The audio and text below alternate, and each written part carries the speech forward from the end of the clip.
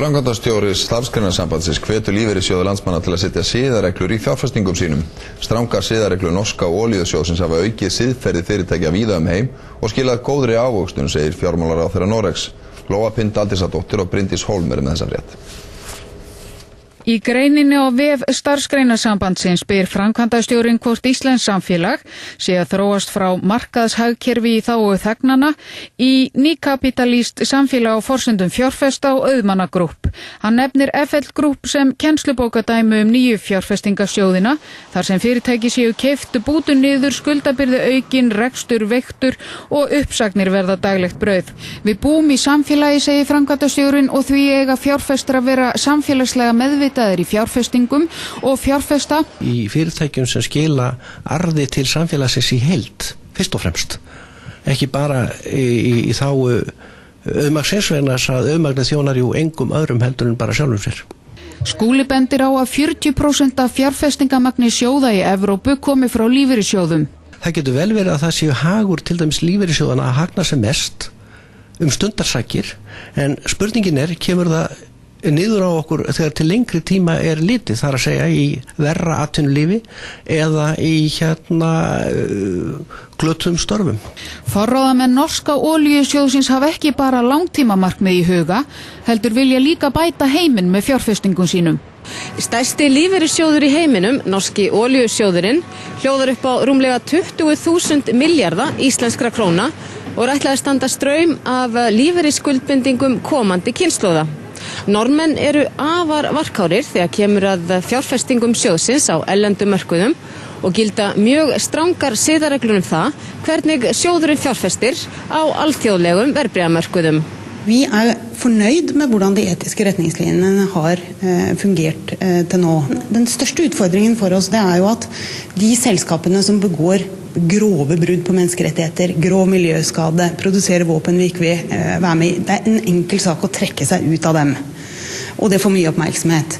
Men det som kanskje påvirker mest, det jo om vi klarer å bruke de små eierandelene vi har i flere tusen internasjonale, digre selskaper til faktisk å heve den etiske standarden i hvordan de driver forretningsvirksomhet. Ta barnearbeid som et eksempel. Men hvis vi får store internasjonale selskaper til å slutte å utnytte barn grovt, til å bidra til at de får skolegang, så har man jo forandret virkeligheten og verden for mange tusen barn. Lífeyrissjóði verslunamanna hefur óbeint verið hótað erfiðleikum frá stórum fjárfestum ef hann fjárfestir ekki svo þeim líki. Stjórnarformaður sjóðsins telur erfitt að setja strangar siðareglur í fjárfestingum eins og framkvæmdastjóri Starfsgreinasambandsins hvatti til í gær. Lífeyrissjóður verslunamanna stærsti sjóður launþega á almennum vinnumarkaði og digur 260 milljarðar króna.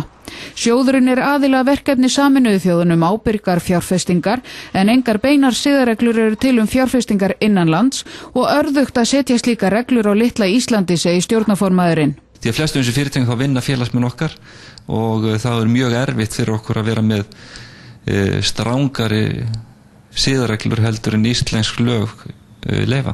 Lífeyrissjóður verslunamanna hefur blandast inn í valdabaráttu á markaði oftar en einu sinni og verið undir miklum þrýstingi frá öflugum fjárfestum. Það var óska eftir myndi verja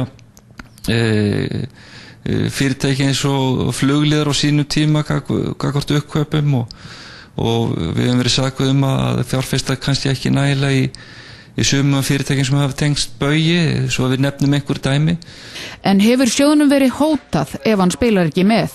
Ég hef ekki sagt að við fengið svona óbeinar hótanir að vera ekki með einhver annarleg sjónarmiði eða stöðva þeirra framgang eða taka ekki þátt í að fjárfesta í þeim hlutfastlega eins og stærð fyrirtækin sem gefur til kynna og að þá munu við uppskera vissa erfiðleika. En þýðir það að lífeyrissjóður verslunamanna get ekki smæðar markaðarins vegna sett sér strangar siðareglur sem hugsanlega útilokuðu ákveðin fyrirtæki?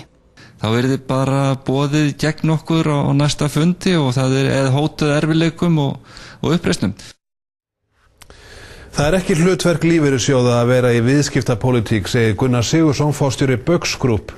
Hann setur spurningamerki við fjárfestingastefnu lífeyrissjóðs verslunarmanna sem hann segir hafa fjárfest vel í samkeppnisfyrirtækjum Baugs. Lóa Pind Aldísadóttir.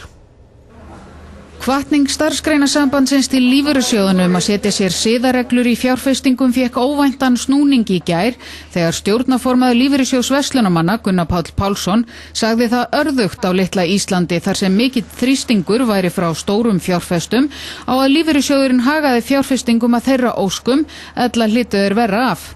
Hann vísaði meðal annars til Baugs en þess skemmst að minnast þegar fregnir bárust að því fyrir hálfu öðru ári að Baugur hefði í hyggju að stofna lífeyrissjóð fyrir sína starfsmenn sem flesti hverjir greiða í lífeyrissjóð verslunarmanna.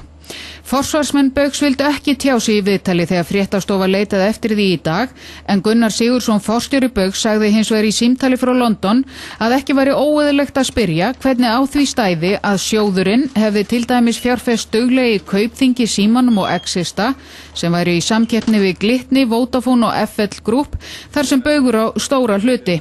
Í ljósi þess að ávöxtum fjár í þessum félögum væri sambærileg.